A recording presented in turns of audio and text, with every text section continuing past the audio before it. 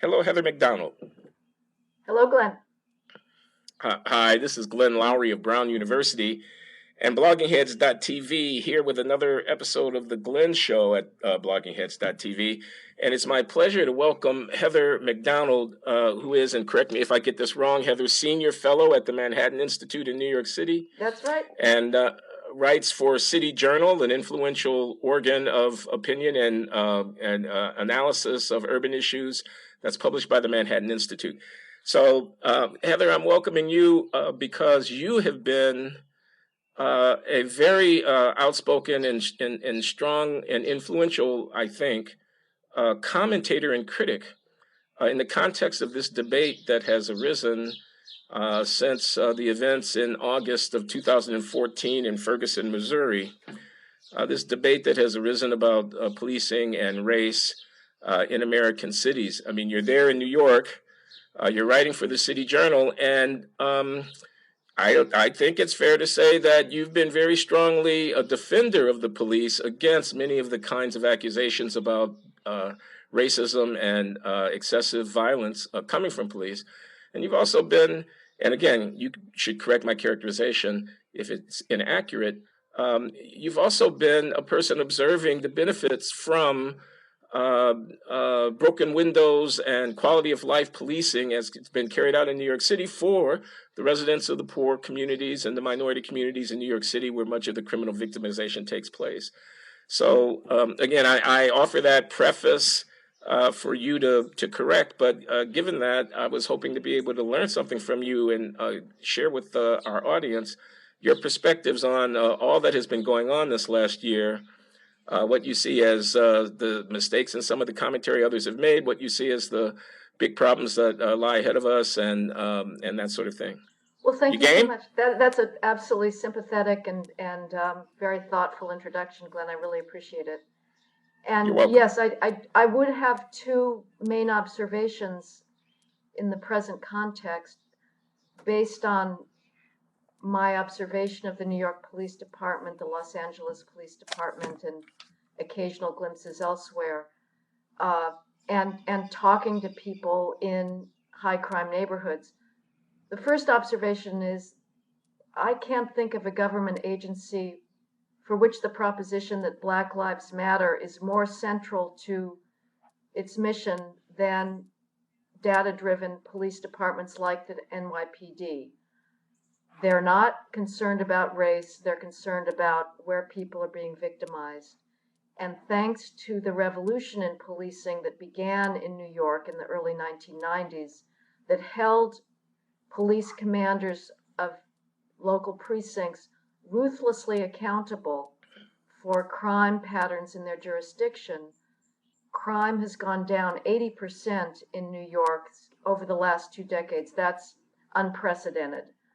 And 10,000 minority lives are saved today who would have been snuffed out had homicide levels remained at their early 1990s level. The other point I would make is that the highly contested broken windows policing that goes after, as you say, low-level public order offenses. And one interesting way to think about this is these are crimes where there's not necessarily a complainant, where the police are observing problems on the street. Somebody may be drinking publicly or trespassing or loitering.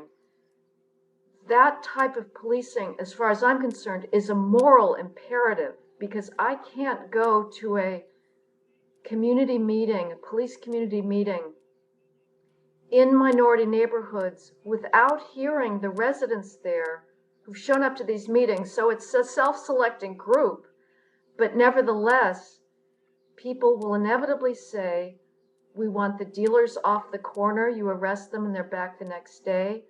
I want the kids off my stoop. Why can't you arrest them for loitering?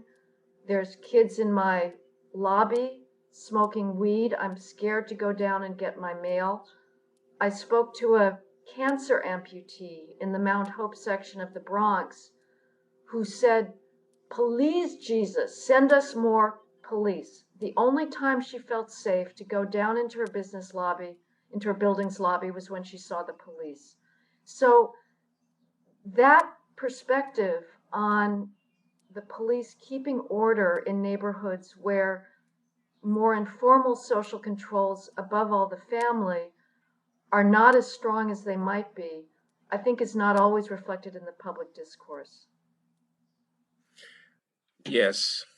I must say that much of what you just got through saying, the power, the ethical imperative, if you will, of responding to uh, the demands, the desperate pleas for public order coming from people who, if they had greater economic means, wouldn't be living on this particular block. But given that they are living here, want to be able to raise their kids, want to be able to get back and forth without harassment, people feeling imprisoned in their homes, people constantly intimidated, uh, suffering these minor indignities and so forth. And the idea that responding to their demands for public order is somehow a betrayal of, I don't know, a civil rights orientation or demand for racial justice. This has always troubled me. So just Glenn Loury, speaking for myself, couldn't agree more. I've said this here at Blogging Heads before, but let me just say it again briefly. Ray Kelly, when he came to speak at Brown, I happened to be sitting in the front row of the auditorium. Now, long story about how I got there, but never mind that. And could hear him as he was trying to speak over a crowd that was shouting him down, that ultimately succeeded in shouting him down. In the opening lines of his speech, going forward under the title Proactive Policing, was something to the effect of, I just met with residents of, and then he wasn't able to finish the sentence, or I couldn't hear what he was saying. But, I'm imagining that he was going to say, I just met with some of those people, not unlike the ones that you just got through describing. And what they told me was, I want more proactive policing. So that all should be said. But Heather, I'd be derelict if I didn't, as it were, raise the other side, which is the hassle, inconvenience, humiliation, discomfort, and trouble imposed upon people who fit the profile, as it were, of bad actors. Okay, smoking weed is against the law. I grant you that, but everybody smoking weed in the vestibule is probably not a thug. And some people might just be hanging out with the guys who are smoking weed, et cetera, et cetera. But anyway, let me just make my point. My point is that there are costs associated with the imposition of authority, scrutiny, questioning, detaining, and such that quality of life policing requires. And the people who bear those costs may not be guilty of anything in particular. And doesn't that have to be factored in? And how do you think that balance ought to be? And when we hear voices from the community telling us that the balance is out of whack, voices that might be so vociferous as to have electoral consequences and so forth, don't we have to take those voices seriously? Well, you're right. It's a balancing act, Glenn. And the question is, which is the worst of two wrongs or two evils? And I would say that allowing this sort of disorder to grow out of control creates much more victimization than the problem of enforcing quality of life laws. And I would say that there's two, I think I was hearing from you describing two different alleged victim groups from proactive policing. One is Okay. the kids who are in the lobby, possibly trespassing, and I'm going to, Yeah, I know they don't live in define the my own building. hypothetical here. Let's say that. No, that's fine. That's fine. They didn't live in the building. They were So trespassing. they're Okay, no problem. trespassing and hanging out, and that elderly cancer amputee is too frightened to go down.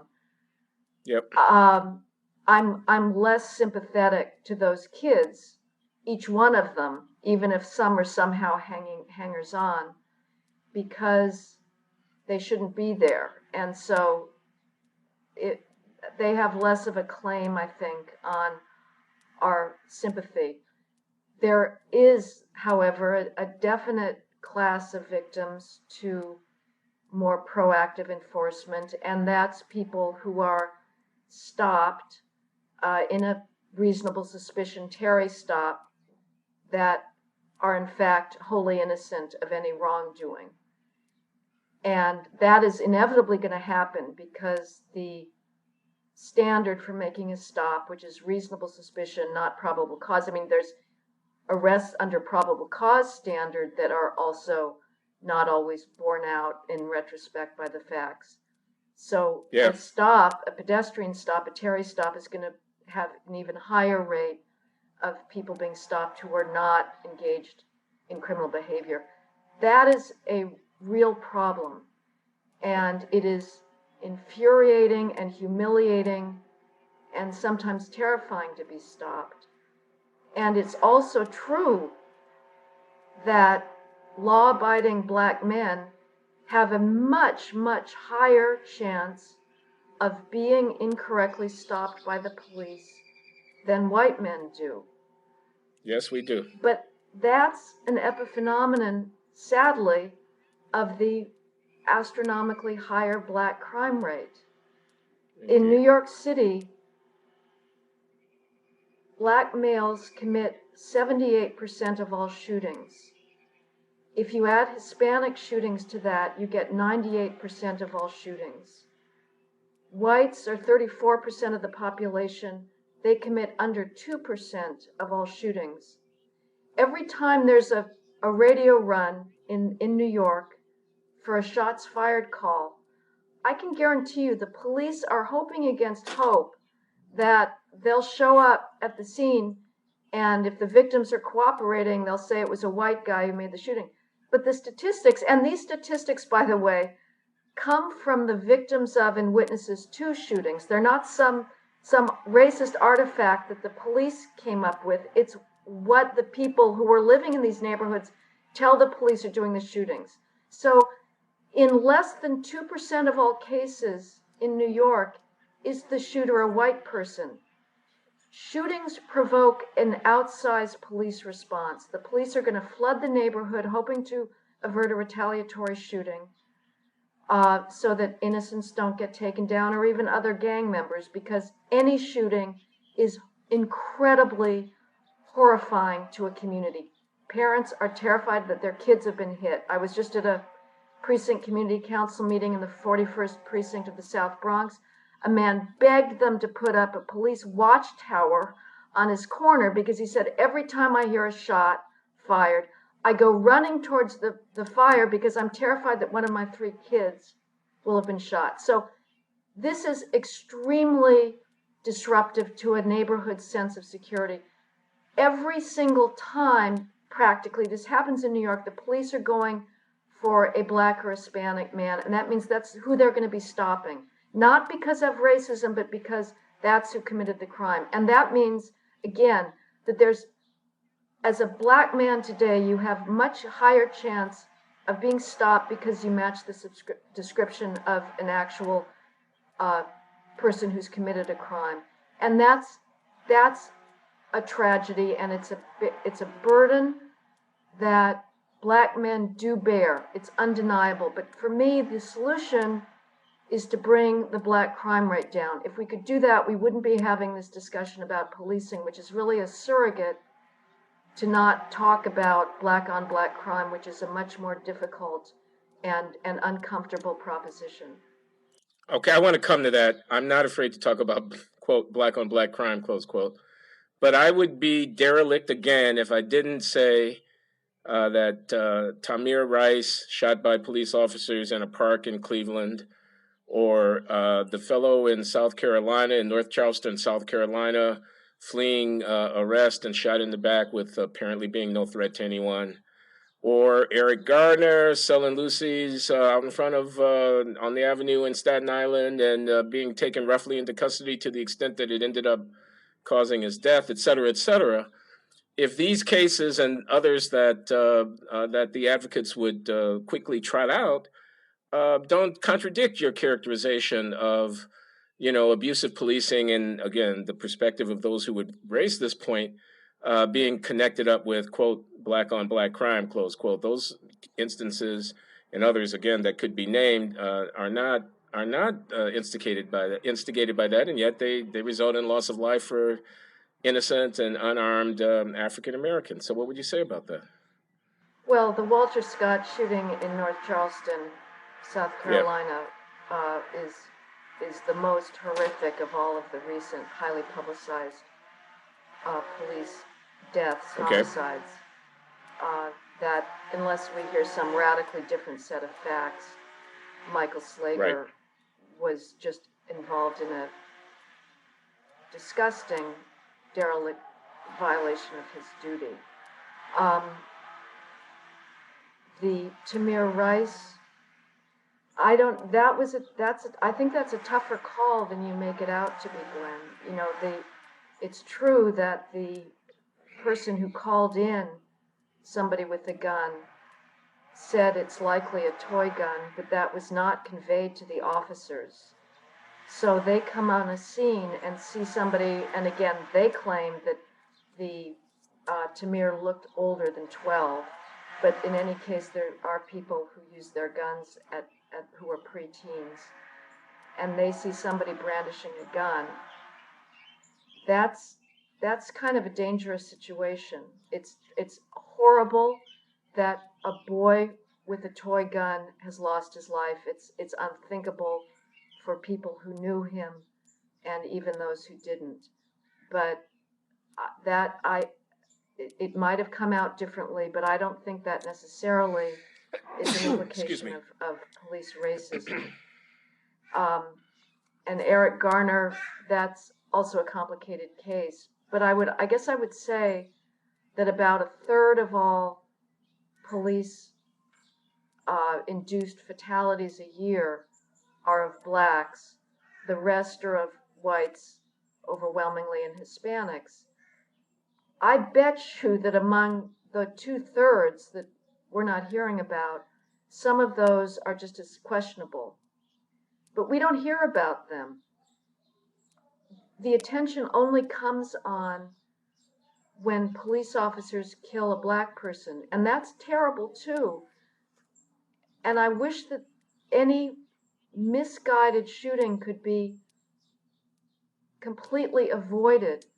But unfortunately, things do go wrong and police do go wrong. I don't think that what we've seen in the last 9 months is a high enough number to be able to draw the conclusion that there is a problem of really epidemic levels, because that's what we've been hearing, of racist police killings. These are a small number, again, each one of them has to be taken individually, and it is horrible that people have lost their lives.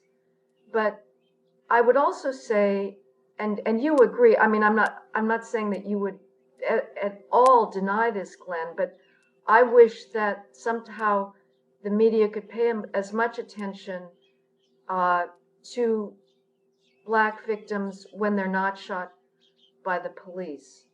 I've noted that on March 11th of this year, as protesters were again converging on the Ferguson Police Department demanding the resignation of the entire department, a 6-year-old boy named Marcus Johnson was fatally shot in a St. Louis park a few miles from the Ferguson Police Department by a stray bullet.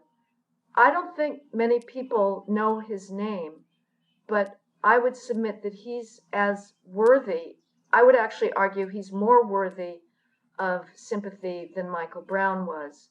But there have not been protests and riots over his shooting.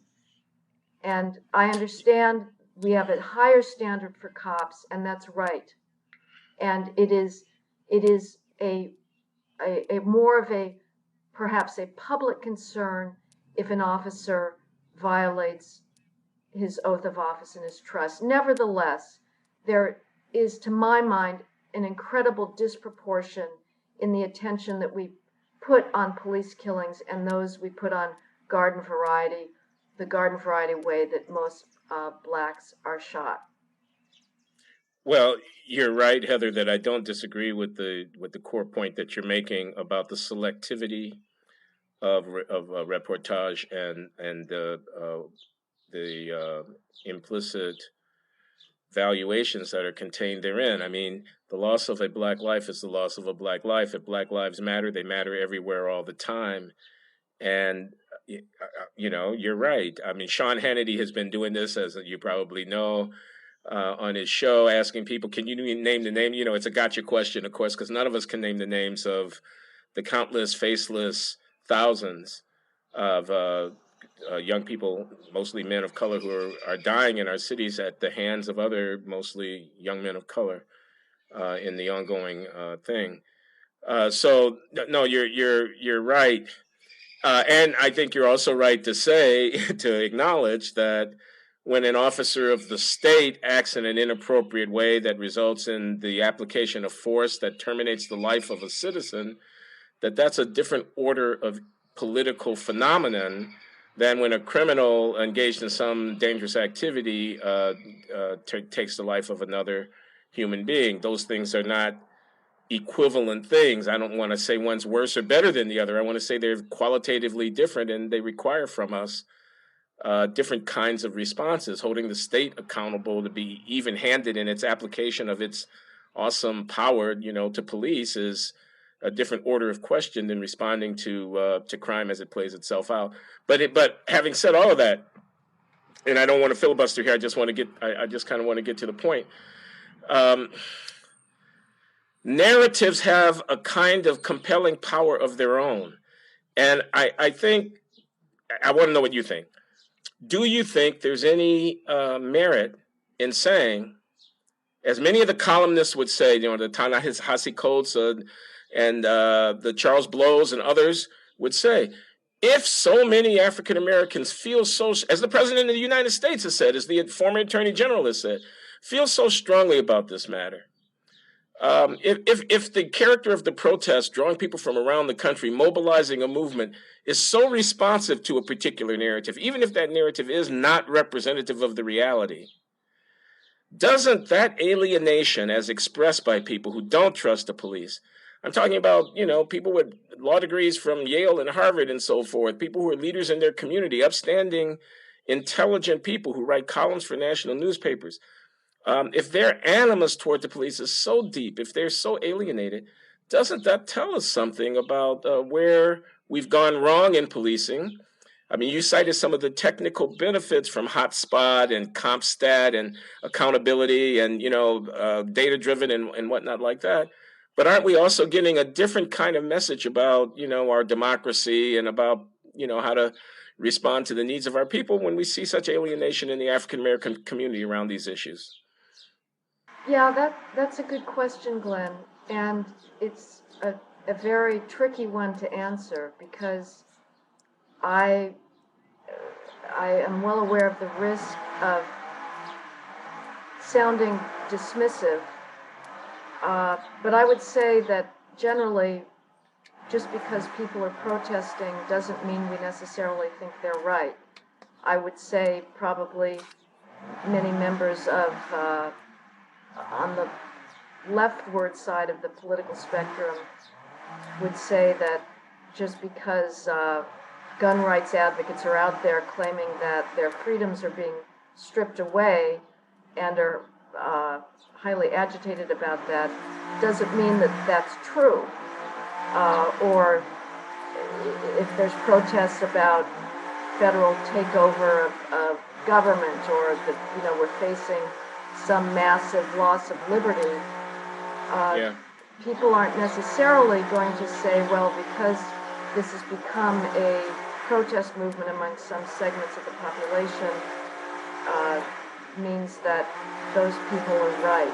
That having been said, of course, with protest, we should pay attention up to a point. I would throw in another instance, though, of where I think that I'm not necessarily going to give the benefit of the doubt to protesters, and that's students. The media has a tendency to say, oh, here's a student protest, they must be right. My view is not necessarily. Students don't know much about the world, and I think we can agree, at least with regards to students, that there is a desire to feel like your life is very meaningful, a desire to be engaged in protest, and to think that you're the first generation to have a sense of moral outrage at the way the world is so obviously inequitably structured.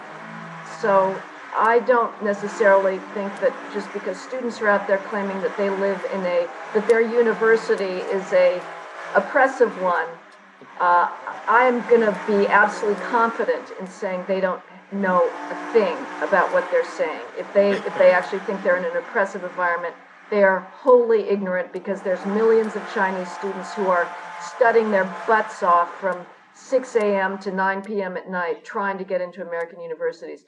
That is not to say that that's what we're seeing here, but I would just put in a little caveat about the truth value of protest movements. It is the case that the police often lose their sense of courtesy and respect in the public, and they can be pains in the neck. They can be incredibly peremptory, stubborn, hostile, without any sense of how to interact with people properly. And that may in fact be worse in the inner city, I don't know. And it is also the case that there is a mind-blowing history, obviously, in this country of racism and the most grotesque violation of American principles. So that to talk about a country history-long commitment to freedom and equality in this country is completely wrong, and the police were a strong bulwark of slavery and, above all, de jure segregation. And there is definitely a very offensive history of policing and race in this country. And that, I would say, probably is informing what's going on now to a certain extent. So that can't be put behind us easily, if at all. Nevertheless, I do think that some of the protest movement is based on the appeal of protest. And it is not counterbalanced by those voices that I hear every single time that do support the police. And how you reconcile those two perspectives, I don't know. But I am as sympathetic to the people that I hear from, and it's not just the elderly, but certainly the elderly do have I think, a special claim on our concerns. But I could talk to a lot of young guys as well who actually have been stopped by the police, and they say the police were doing their job. I understand what they're doing, why they're there, and I've also talked to a lot of people in the South Bronx and in Harlem, young guys who haven't been stopped. And they will say the reason is, I don't hang out with the wrong crowd. Now that may be oversimplistic, because I'm sure there's a lot of people who also don't hang out with the wrong crowd who have been stopped. But again, I would recommend the reading now the extremely controversial On the Run by Alice Goffman, whose reportage has been questioned with regards to her reporting of police practices and making arrests that have no counterpart in the criminal code. So her credibility, I think, has been fairly significantly underplayed when it comes to describing the Philadelphia police. Nevertheless, I think she's probably on fairly solid ground in describing a group of young men who live in this neighborhood that she dubbed 6th Street in Philadelphia, that stay 100% clear of the law and have no interactions with the police whatsoever because they are determined not to. So it is possible, I think, to lead your life in such a way that the police are less oppressive than we've been led to believe, which, again, I'm not denying that there are people who have been stopped for that were not engaged in criminal activity. And again, that is something that black men bear that white men almost never do. Okay, Heather, that was a long statement, and there is an awful lot going on in there. And I'm probably not going to be able to touch on all of it, but there are a few things I wanted to underscore. Maybe I could do so with an anecdote, an observation, and then a question. Okay, so the anecdote is I'm living in New York City. The year is 2010. I'm a visiting professor at Columbia, living on 113th Street and Malcolm X Boulevard in Harlem. The block is gentrifying. I was told that 20 years, 25 years before, it had been an open-air heroin market. Now I hear Spanish and Italian and whatnot being spoken up and down the avenue, and I see a lot of young families, European-looking, taking their kids around in strollers. So I'm on my way to my office on my bicycle. It happens that I'm on the sidewalk because there's a sidewalk between my stoop and the corner. I'm just going to the corner so I can get into the street and ride up to Morningside Heights. And I get stopped by a police officer. Now, I say all of that. This is the anecdote to say this. It pissed me off. Okay? I mean, it really pissed me off. I was issued a citation by a police officer for riding my bicycle on the sidewalk. I'm a professor. I'm 60 years old. I'm being detained for riding my... I'm being detained. You don't have anything better to do than to detain me, ask me to produce identification, and issue a summons to me, which I promptly ignored. Heather, there's probably a warrant out for my arrest. I'm on the run. Okay, so that's the anecdote. And I only offer it to... I mean, I can't be alone, right? There got to be... So when you put the microphone in front of these people and these middle-class African-American successful people, you know, and they say they have to talk with their kid, you know, that's where that's coming from. I'm just saying there's collateral damage here, and it's about the legitimacy and the kind of whatever, and it just needs to be taken into account. I'm just saying that. Okay. But Glenn, you were violating the law. If I can just, you were violating the law. So until you show me that a white guy who was riding his bicycle on the sidewalk wasn't going to stop, No, I could show you that. The reason they do that is they don't want people to be hit by people on bikes on sidewalks, especially the elderly. Heather, when I got up to Columbia and got off my bike, I was almost run over by a slew of bicycles riding on the sidewalk. There was no shortage of people riding on the sidewalk in Morningside Heights. But I take your point. I was breaking the law technically, et cetera, et cetera. Okay, I'm not making a federal case out of it. I'm just trying to, you know, it's an anecdote. I'm just, you know. Yeah, and if you're right, if they're only singling out black bike riders in that area, that's a problem.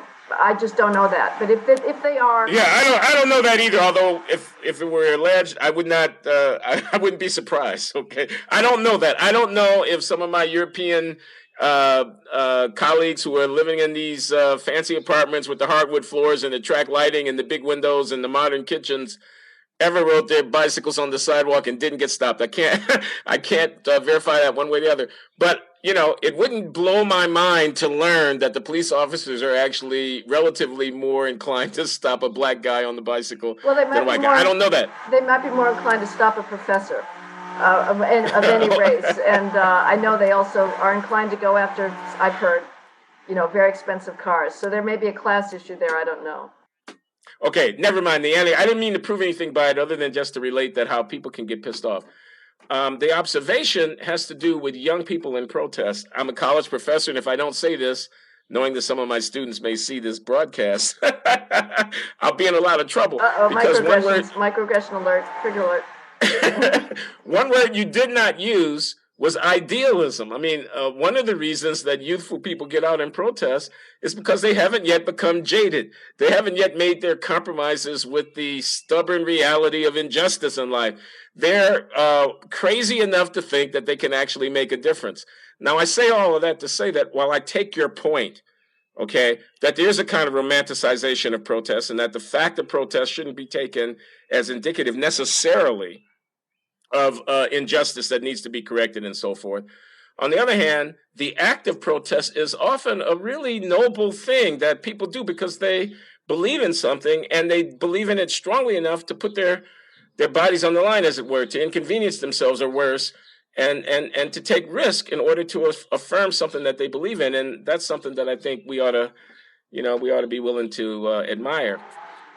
Except finally, when it comes to students, yes. I mean, that's what the joke of it to me is that there is absolutely no sacrifice they make in cutting their classes. They're not going to be penalized for it. They've got endless time free on their hands.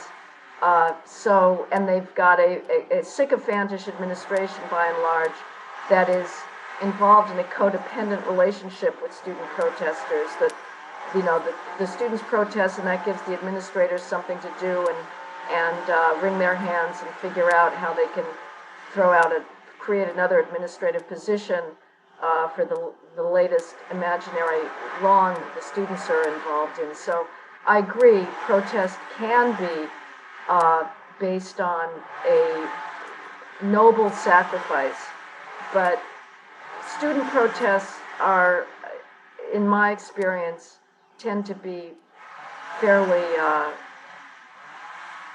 in recent years at least, a little bit self-involved. And I'm thinking in particular of a set of protests that came out in UCLA, and with clearly deluded students that are imagining acts of microaggressions against them. And my frustration is more with the adults who don't tell them, get a grip, get a sense of perspective, realize that you are in the most opportunity-filled environment in your life. I hear you.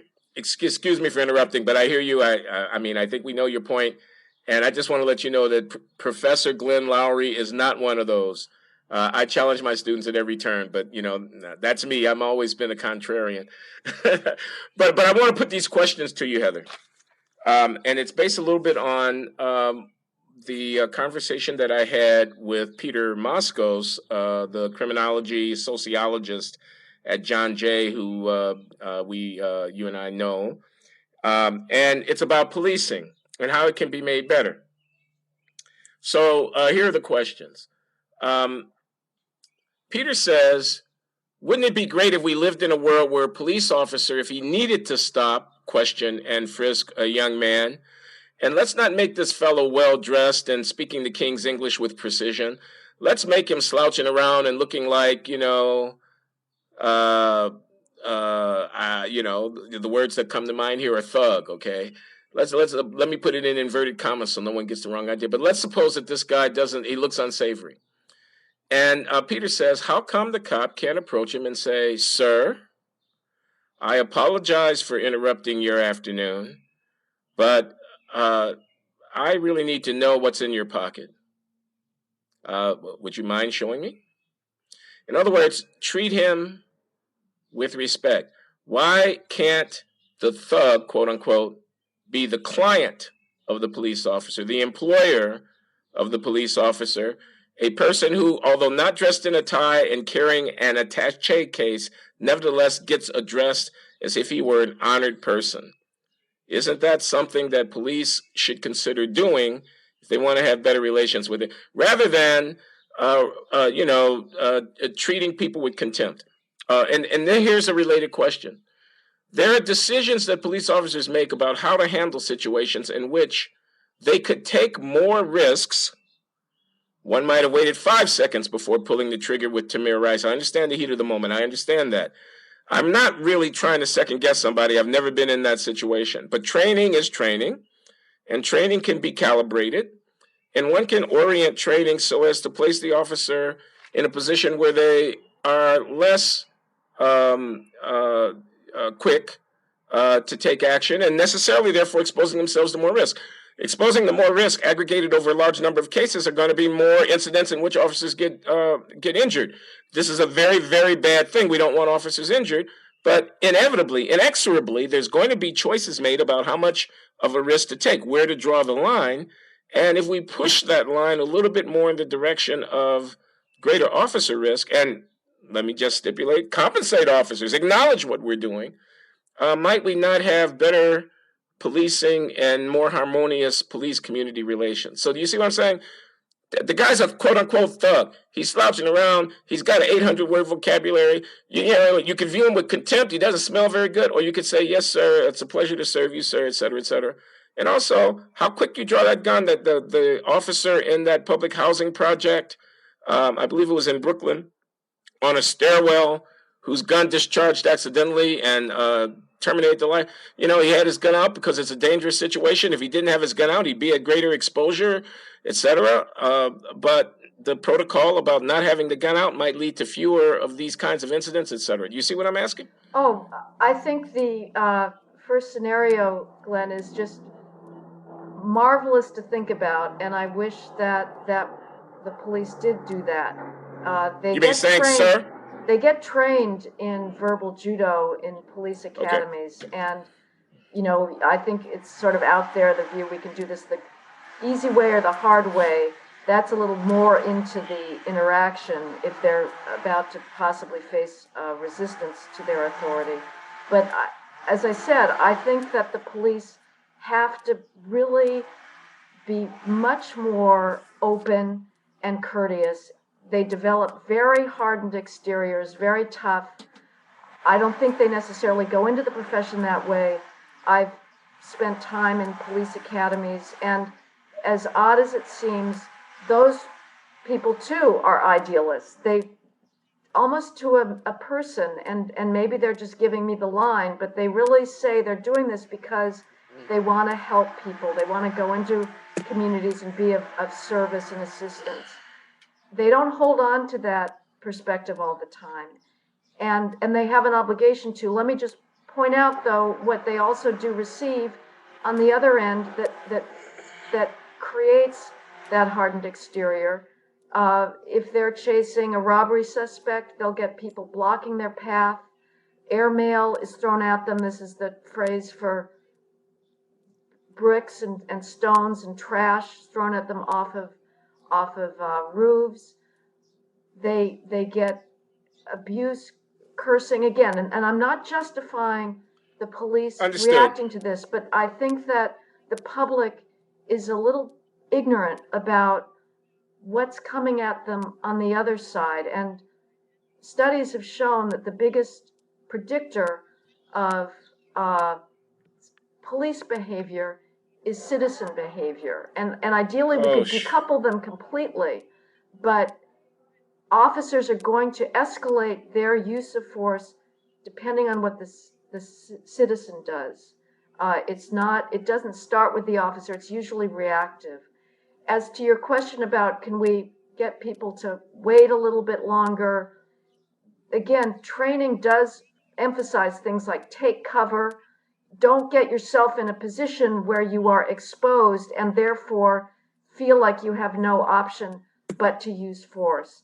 And in many times that does happen. Again, we've been talking for the last 9 months of a relative handful of questionable shootings. I say questionable because I would say the Michael Brown shooting does not fall in the questionable category. That was a supportable shooting. Others range from questionable to clearly heinous. But we don't hear about all those cases where officers have used tactics properly. The case you mentioned of Akai Gurley, the officers were doing a vertical patrol in the pink houses in Brooklyn. High crime area, high crime. These officers are going up to in public housing where people hang out in stairwells and on the roofs, dealing drugs, sexually assaulting people, robbing them. This is a very high crime environment. Was the officer right or wrong to take out his gun? I don't know. But again, I would come back to the basic point. Yes, we should work endlessly on improving police behavior, but this is a problem ultimately of crime. And if we could get public housing to be just as safe as everybody else, we wouldn't have been doing vertical patrols there. I wanted to ask you your candid opinion about the way that the leadership, both at the local and the national level, have responded to this crisis. President Obama, former Attorney General Eric Holder. In Baltimore, we have a mayor, we have a prosecutor who are African American women in that case. And it's been said by some that the leadership has let us down. There have been criticism, certainly on the right, of the way that the president and the former attorney general, quote, play the race card, close quote. The president's administration seems to be close to Al Sharpton, a notorious figure in the New York City context. And I wanted to give you the opportunity to express your views about how, because leadership matters, of course. I mean, the way these things are framed and talked about and emphasized and whatnot. by powerful executive decision makers makes a lot of difference. What's your view? What's the view from Heather McDonald world of how our leadership and our African American leadership has responded to this crisis? Well, I support the times that President Obama has spoken honestly and frankly about personal responsibility, above all fatherhood, in sort of more broad contexts about inner city problems and crime. And I wish he'd been doing more of that during his tenure in office. But I do think, as you have anticipated, that his statements in the context of policing and the criminal justice system have not only been inappropriate, they have simply been wrong. It is very troubling to me to hear him repeat the conceit that the reason that black men are disproportionately in prison is because there is differential treatment throughout the criminal justice system. I think we've discussed this in the past, Glenn. Yes. That is just not the case.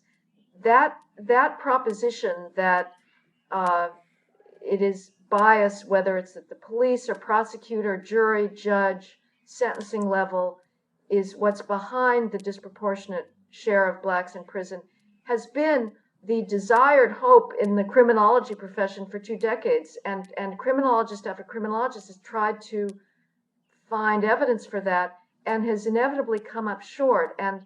And they are forced to conclude that it is the rates of criminal offending that is responsible for the disparities that we see in prison. And so for a president to continue that view, I think is very dangerous and damaging. And he certainly has, I think, spoken occasionally about the need for the police. But from my perspective, and again, I understand he's got a broader audience and I can't expect him to speak exactly as I would have, but I haven't heard perhaps the best balance there of saying that, again, if we could bring the black shooting rate, the black homicide rate down to the national average, this would be a problem that would go away. And, just to get the statistics out there again, the rate at which blacks commit homicide is nationally 8 times higher than whites and Hispanics combined. And that leads to a victimization rate that blacks are dying of homicide at nearly the same levels. And when you look at the rate among young males, it's 10 times higher. So that's a problem. And I think that the public, by and large, doesn't realize how great the disparities are. And given those disparities, I just don't know what the protesters think police activity is going to look like. In my view, just to repeat, what I said starting out, it's the police that are there trying to save lives in minority neighborhoods, and they're there because that's where data is sending them, not skin color, but just pure data, and also community requests for assistance. And that's why, again, to repeat myself, I would say that broken windows policing is a moral imperative, that to not do it would be to ignore the people in those communities that are asking for public order enforcement. Okay, let me say a couple of things. I didn't hear the president or attorney general say what you said. I think I heard you say they said, which was that the racial disparity in imprisonment is a result of racism in the administration of criminal justice. Rather, I heard them say in so many words, we all know that black communities have problems with the police, and to say that race in the history, and you acknowledged this yourself earlier, of American criminal justice, that race has often been the site of profound injustice to the disadvantage of African Americans, is simply to state a truism. This is a true fact about American history. That's what I heard them saying. And in the context of that, saying, therefore, it was, quote, understandable, close quote. Now, having said that, Heather, you and I might well agree that, Eric, I said Eric Garner and I meant Eric Holder. Eric Holder and Barack Obama didn't handle their responsibilities as the chief law enforcement officer and the chief executive of the United States of America very well. This happens to be my view. My view is that their jobs was not to be sympathetic African American public officials at this critical moment in American history, but rather was to use a teachable moment to teach the Al Sharptons of the world that the maintenance of order is the first imperative of government, and that as responsible public officials, their responsibility was not to, assuage the sentiments of outraged African Americans, but to show that when African Americans rise to positions of authority in government, they can take the necessary executive action. In other words, I wish that the president had given a law and order speech and not a sympathy to protester speech. This is me, Glenn Loury. I know I'm going to get a lot of flack for this, but I think it would have been transformative. It would have been Nixon going to China. It would have been a way of saying, I understand your pain, but you know what? Michael Brown put himself in a situation. We've looked into it pretty carefully right now, okay? And while it may fit your narrative to imagine Michael Brown having been, executed on the streets of Ferguson, Missouri, as a matter of fact, we have a deep problem here. The deep problem here has racial collateral consequences. And as Heather McDonald and others have said, African-American crime is a part of what's going on here. So that's what I would have wanted. So we agree about that. But let me just say, Glenn, yeah. he very explicitly said that in a speech recently that didn't get a whole lot of coverage, but it was covered, that that when blacks perceive unequal treatment by the police and other parts of the criminal justice system, that is real. And I can send you the quote at some point, but he has been saying that, and certainly Eric Holder said that, and certainly Hillary Clinton has said that as well.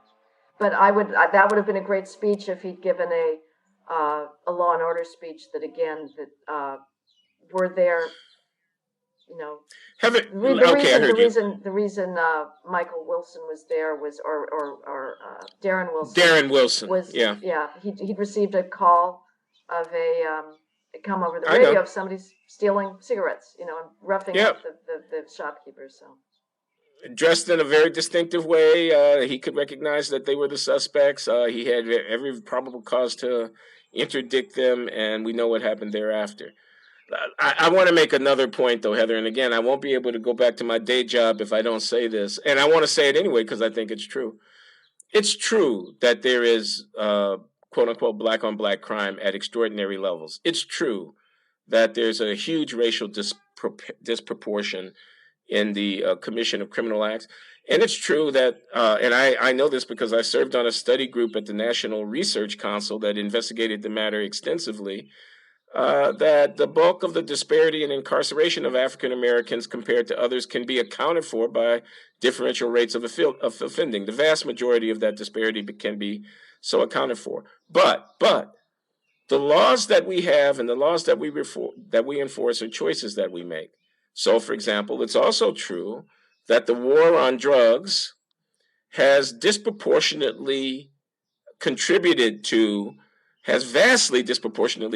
to the rise in incarceration and has vastly disproportionately impacted upon blacks. And we decide about whether to prosecute and how to prosecute the war on drugs.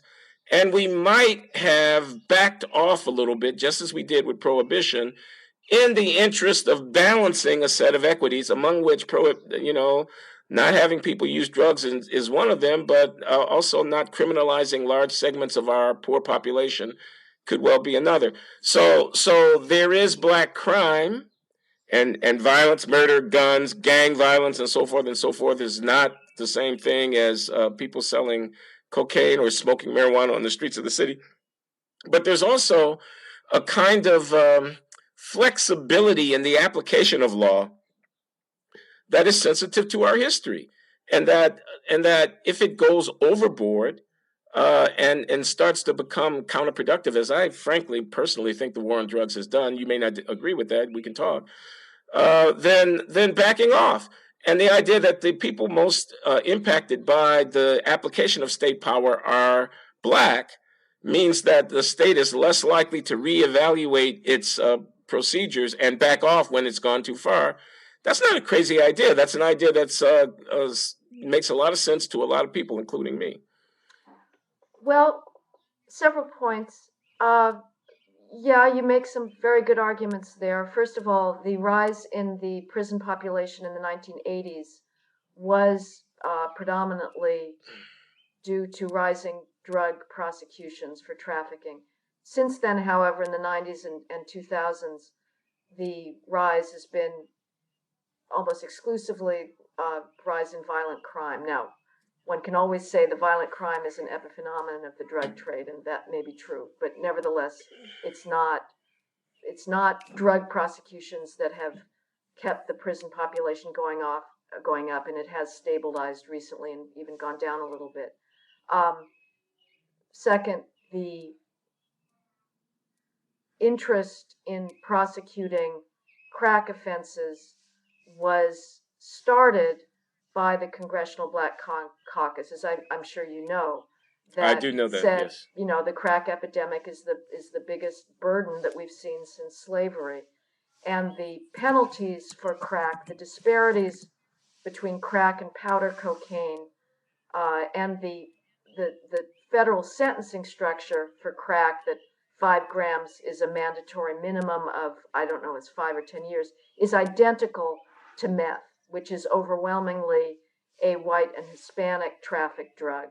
So if the crack penalties are racist, the meth penalties are anti-white. I'm not sure that I agree with you that if a law is having a disparate impact on a racial group, presumably only particular types of racial groups, that should cause us to pull back on it. Now, or maybe you're right to say we should think about it, and that's all you're suggesting. But I may be sort of more of a pure law and order person, that I'm not sure that's a valid consideration. If we decide as a society that prohibiting drugs has more costs than benefits, that's certainly a decision we could make. And I'm frankly an agnostic on this. It's an empirical matter as far as I'm concerned. I think that we're already too drugged out as a society, and I think we need more temperance, not less of it. So again, but it's an empirical question. What happens if we go down the legalization route for marijuana, at least? I don't know. But I guess I think that with laws, you can avoid breaking them. It's not as if, say, being black means you have to deal drugs, because there's more people who are not dealing drugs than are. And sure. Even amongst the inner city minority populations and so that's forth. right. And they are staying clear of the law, and they don't get the attention that they deserve. And let me just say something, Heather. Excuse me for interrupting. Sure, no on the crack meth thing. Okay, so here's the thing, and I know because 30 years ago, I was a crack addict. Okay, I mean this is not commonly known, but it's a fact about my biography. So I know a little bit of what I'm talking about here. The crack powder distinction was so problematic because all you need is a little baking soda and a heat source to convert powdered cocaine into a crystalline form that can be smoked. So they're in effect perfect substitutes for one another. So to punish them to a greater extent, crack versus powder, given the cultural ethnic patterns that made that punishment differential a racial differential, is a different thing from treating methamphetamine more harshly than you might treat, I don't know what, ecstasy or heroin or something like that. Different because of the easy ability of converting the one to the other. This would be the argument.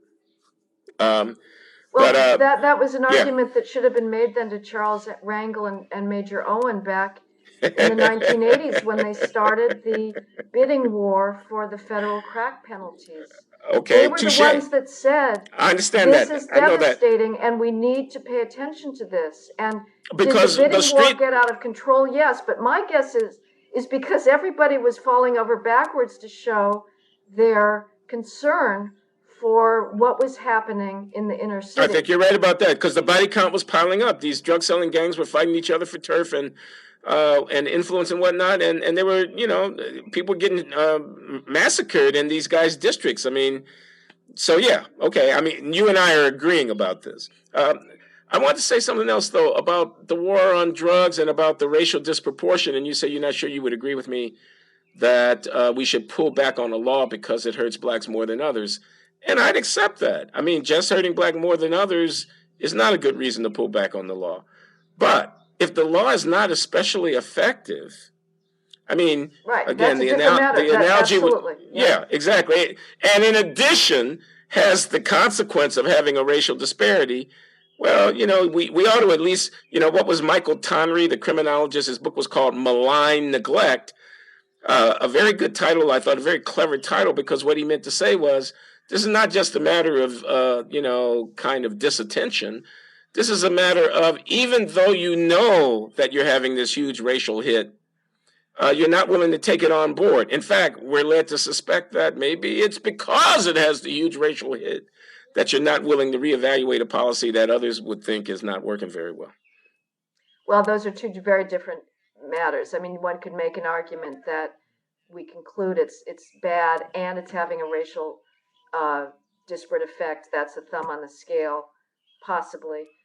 I would completely disagree that there is some kind of intentional discrimination. The reason that we've been continuing with drug enforcement is because it has a racial disproportion. That's simply a paranoid fantasy of the most absurd variety. That is not the case. It is the case that the police cannot go to a minority community without hearing we want more enforcement. I was in the 40th precinct in the South Bronx a year or two ago, and people were complaining about people hanging out outside of a club smoking weed. They wanted them arrested. So, what are the police supposed to do? Say, well, we can't do that because it would have a disproportionate effect on minorities, or listen to the people who are law abiding who come in and say, we don't feel comfortable with this. So it's a dilemma. But believe me, the reason that we're enforcing these laws is not because they have a racially disparate impact. It's because predominantly at this point, I think, that's what many people still say they want in these communities. And that's not to say that there's people who say they don't want it. And maybe they should start taking the time to show up to precinct community council meetings and say, back off on drug enforcement. But I can tell you that's not the message that the police are getting. Yeah, because along with drug enforcement goes all these other quality of life diminishing spillover. Along with drug trafficking, drug use, and so on, goes all these other quality of life diminishing spillovers that people want to have the police, who are their servants, their public servants, address themselves to. Perfectly understandable. I'm going to let you have the last word, Heather. We're past an hour now, and thank God our conversation looks like it actually got effectively recorded in BloggingHeads.tv. Maybe That's not, the word I get. We'll see how it's received. Yeah, we'll see. But I really appreciate your time and a vigorous discussion, and, let's do it again after a bit. Thank you so much, Glenn. I appreciate it. It's been fun talking. You bet. Bye-bye. Bye-bye.